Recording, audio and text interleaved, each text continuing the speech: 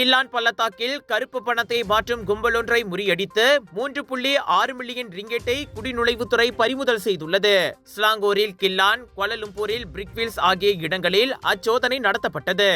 நகைகளுடன் சேர்த்து 1400 யூரோ மற்றும் 10,000 யுவான் மதிப்புள்ள வெளிநாட்டு நாணயங்களும் பறிமுதல் செய்யப்பட்டன.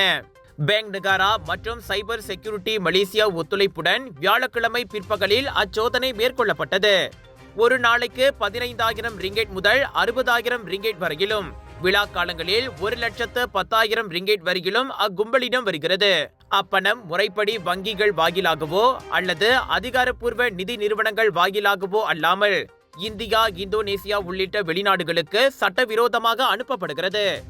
இந்நிலையில் 2 வாரங்கள் வேவு பார்த்து கில்லானில் 5 பேரை குடிநுழைவுத்துறை கைது செய்தது. பணசலவை கும்பலின் மூளையாக செயல்பட்டவன் உட்பட 3 இந்திய பிரஜைகள், 2 இந்தோனேசியர்களே அவர்களாவர். பின்னர் பிரிக்வில்ஸில் மேற்கொள்ளப்பட்ட சோதனையில் 5 இந்திய நாட்டவர்கள் கைதாகினர்.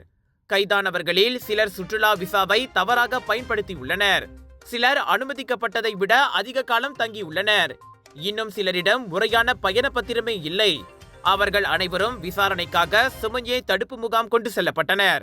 உங்கள் சிறந்த ஆரோக்கியத்திற்கு அளவான எண்ணெயுடன் சிறந்த முறையில் தயாரிக்கப்பட்ட சைவம் அசைவத்திற்கும் பொருந்தும் சூப்பர் ஊறுகாய், பச்சை கொடி சிவப்பு மீன் சின்னம் கொண்ட ஸ்ரீ மீனாட்சி ஊறுகாய்.